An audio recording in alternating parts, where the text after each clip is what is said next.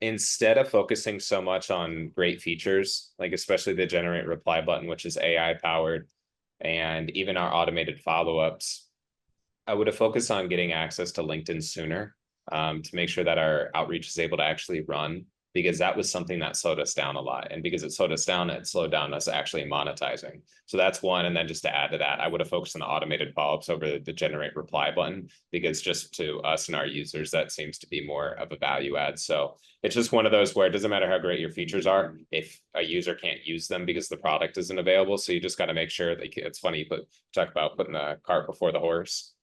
Make sure you have something that's usable before you try to make it really good, because that additional feature doesn't matter if you can't use the product.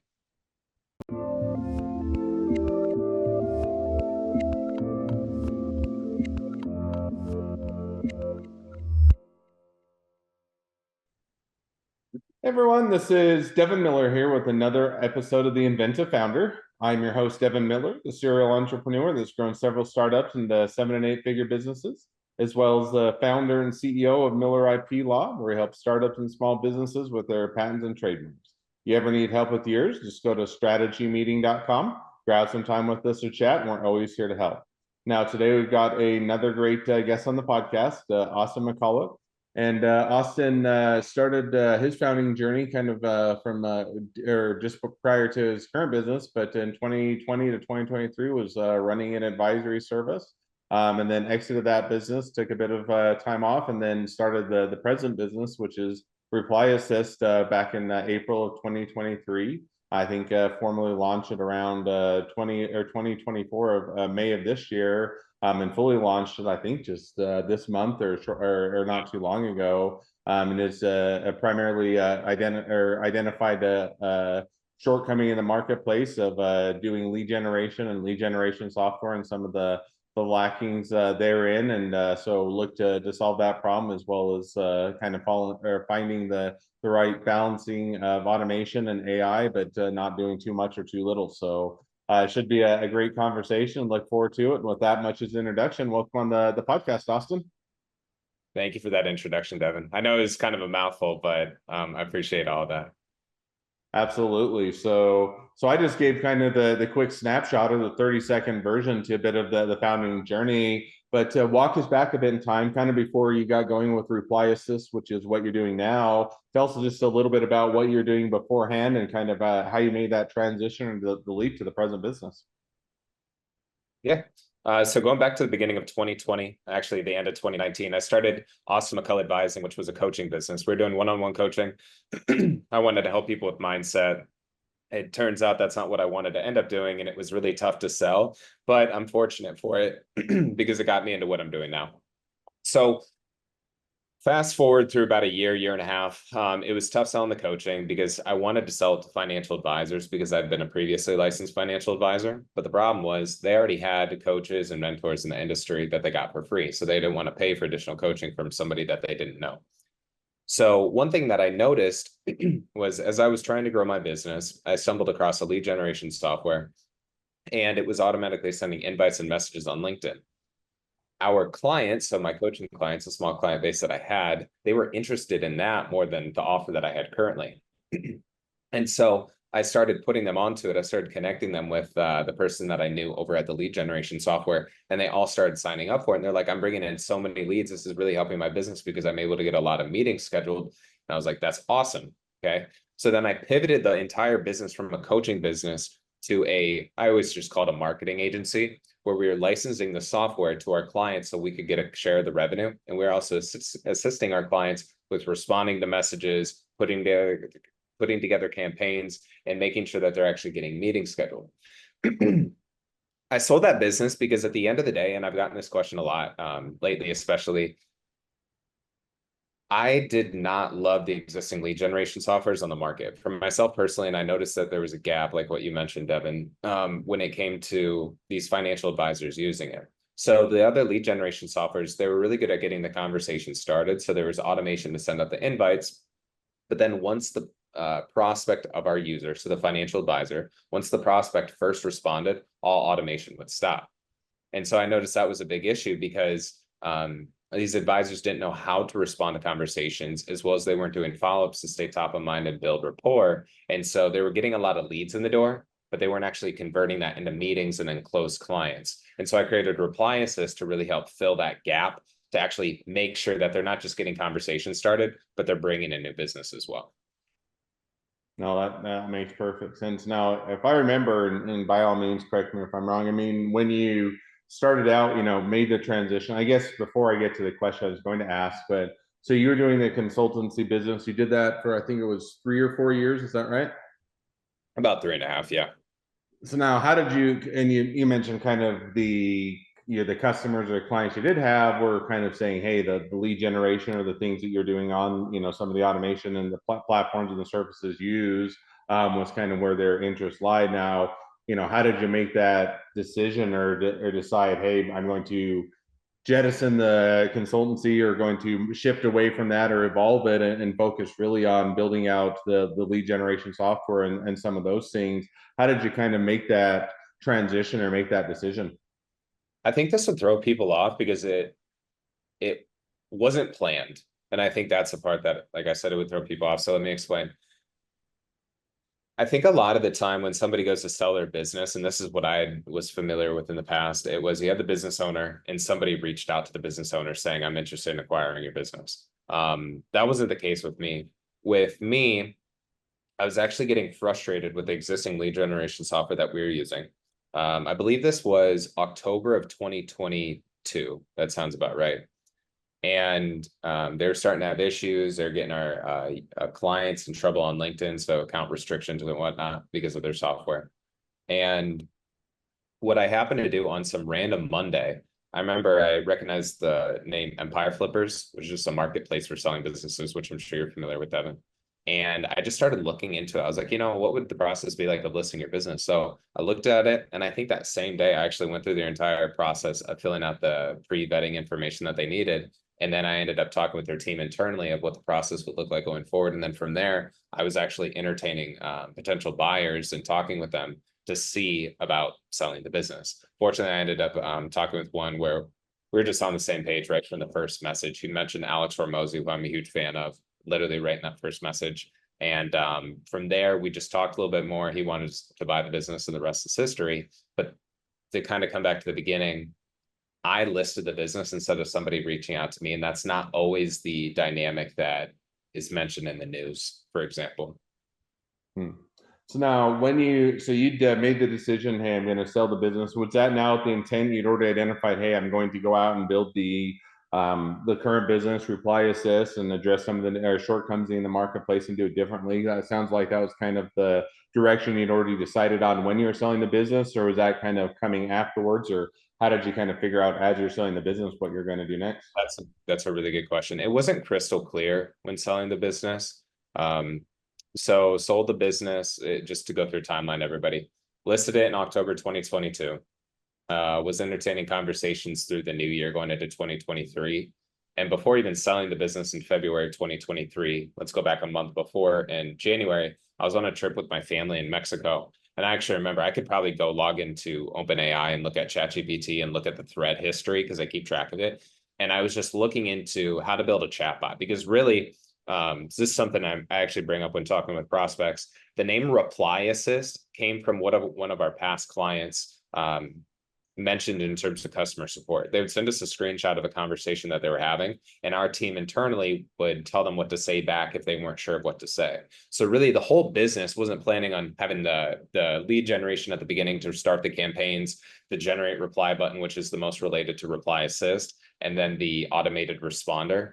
We really started the business with the intent of just coming up with AI responses to help guide the conversation forward. But you got to have conversations started to respond to. And then once the conversations are going, sometimes you need the follow-ups. Does that answer your question, Devin?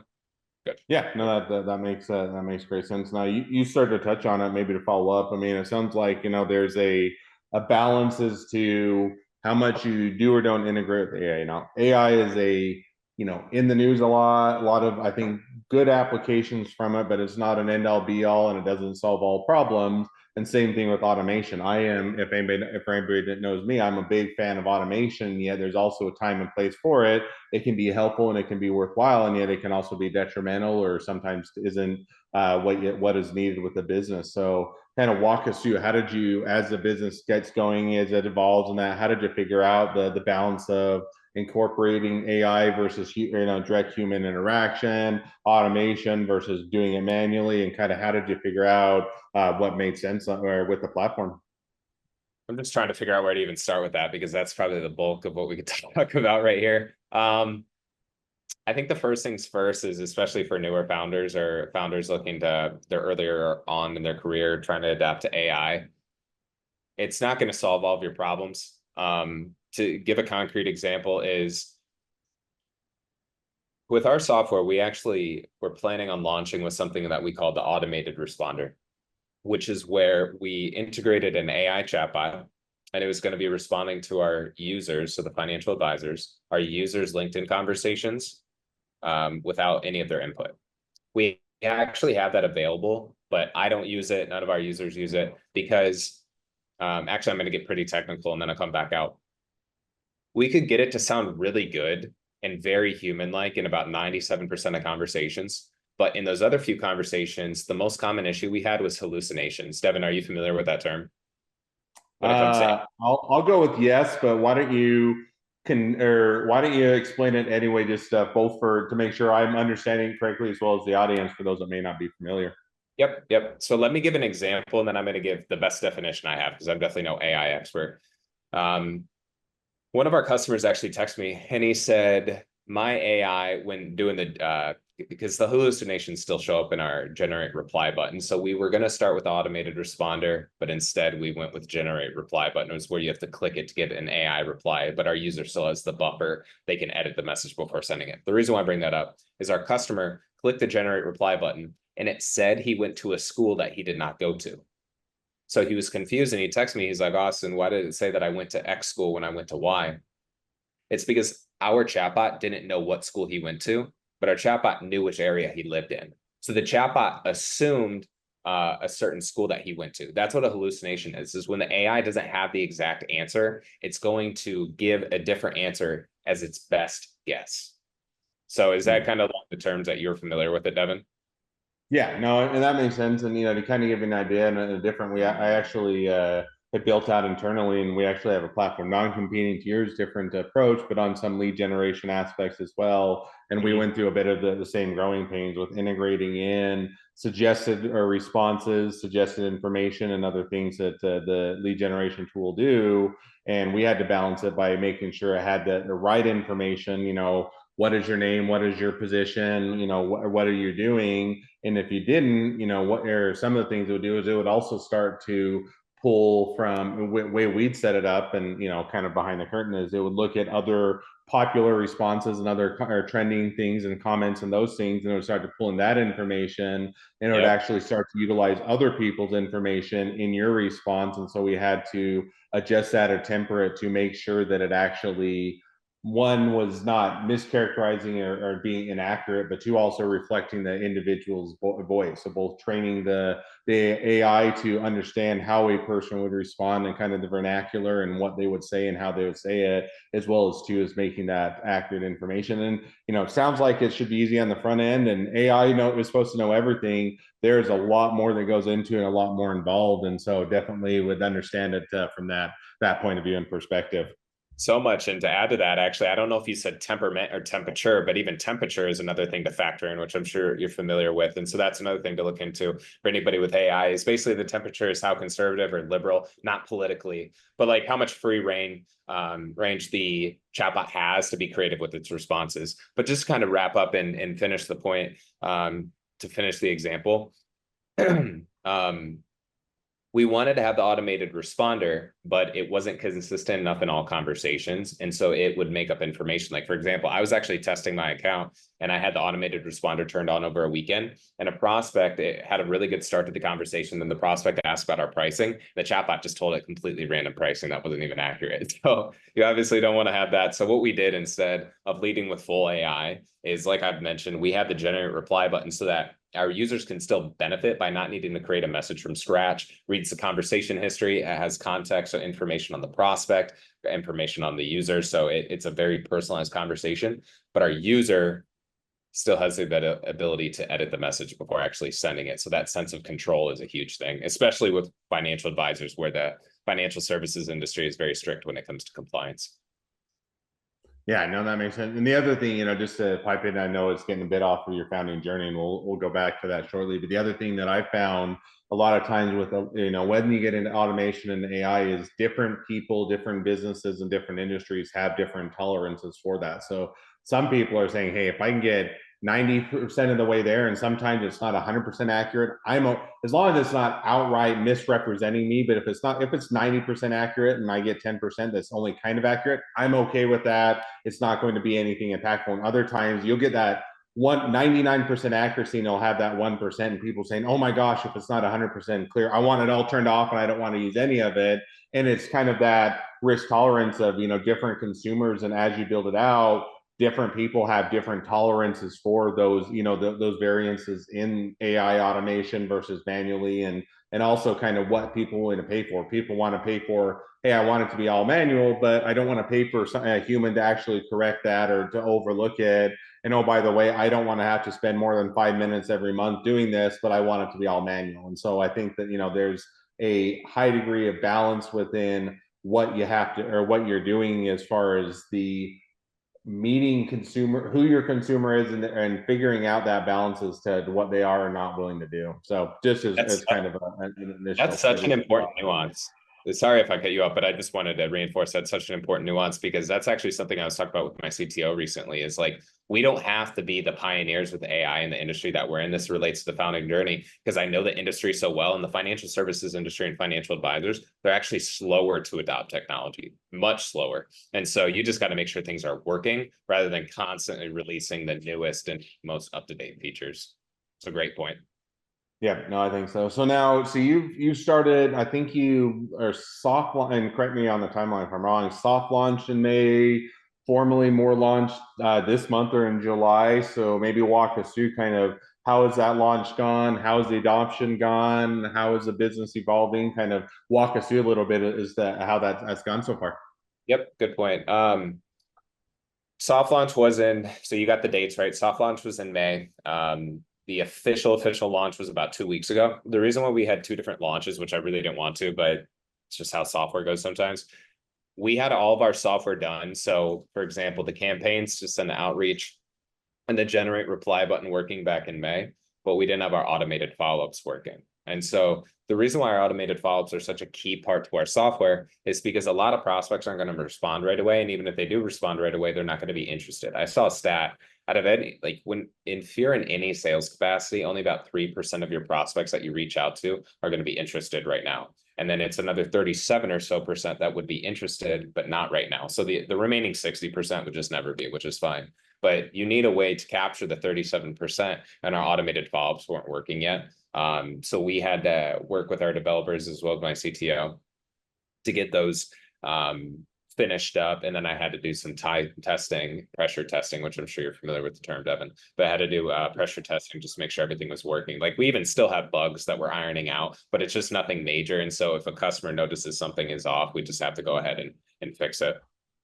And then in terms of the adoption, to give anybody context, my last business, I think I mentioned it earlier on this recording, but we were selling to financial advisors. So I'm very familiar with the space. I've been a licensed advisor before, licensed financial advisor. So I already had a very large audience on LinkedIn. So really the concern, I've been saying this to my CTO from day one, it was never about selling and acquiring customers. It's more about making sure the software works as expected. So right now I'm actually, quick caveat to add to what I was about to say. Do you know who Andrew Gozdecki is?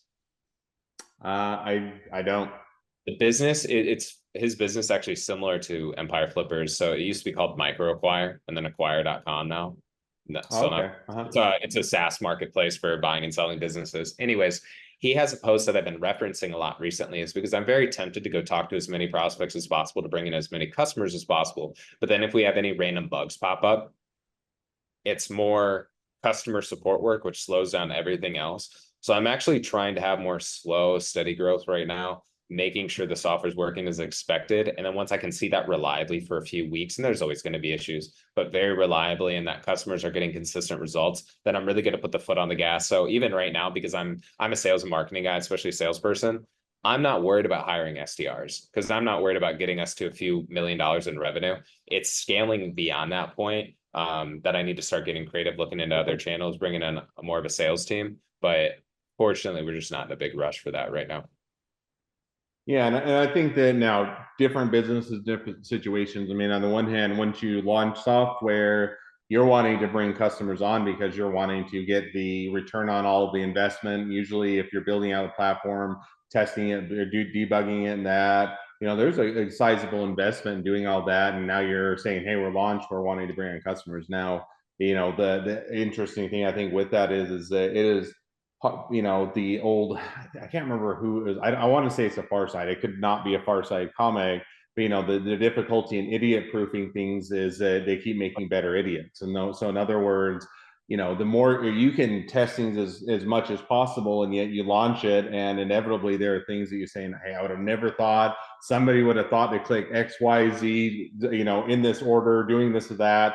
It would not be the normal flow of things, and yet it's the edge case, and that if you have a small subset of customers, especially if they're willing to be early adopters, a lot of times people are saying, hey, the software works awesome. Yes, I get there's a little bit of bugs and glitches, but I'm willing to put up with that because, hey, it solves so much of these issues. And yet, as you expand that out and get more and more people on the platform, you'll find that some people are not willing to put up with any bugs and any glitches, and you're putting so much time and effort to resolve their concerns rather than building out the platform as a whole or focusing on the things that matter. So definitely understand that, and that makes sense. It's a balance of bringing in customers, building it, growing it, but also doing it in a manageable way. So I think that's a great item to hit on.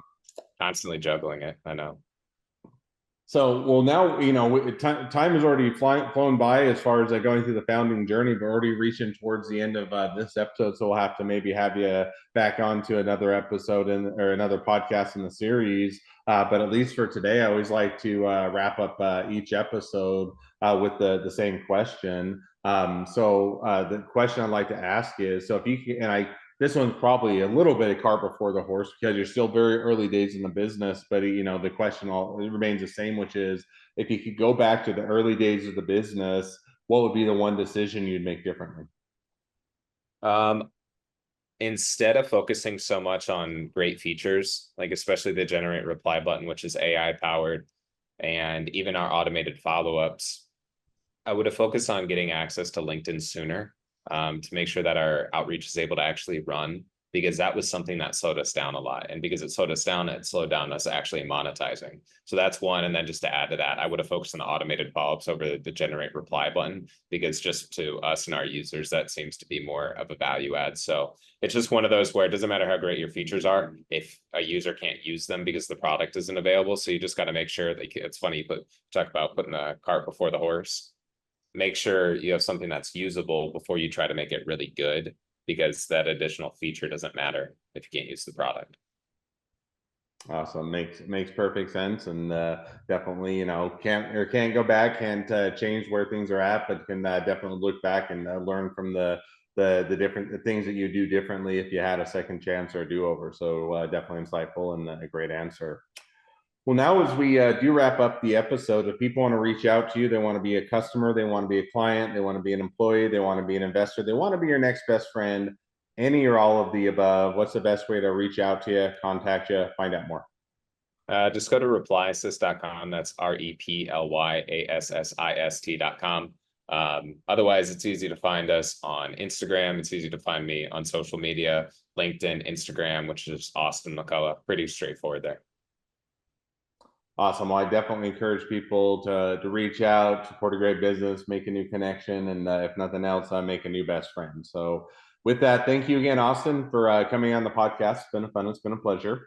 Now, for all of you, their listeners that are out there, if you have your own journey that you'd like to share, or you'd like to be on a recently launched Inventive Fireside webinar series, we'd love to have you on either end or both. So just go to inventiveunicorn.com. Apply to be on or any of the platforms. Also, if you ever need help along your journey with patents or trademarks or anything else with your startup or your small business, just go to strategymeeting.com. Grab some time with us to chat, and we're always here to help. Well, thank you again, Austin, for coming on the podcast, and wish the next leg of your journey even better than the last. Thank you, Devin.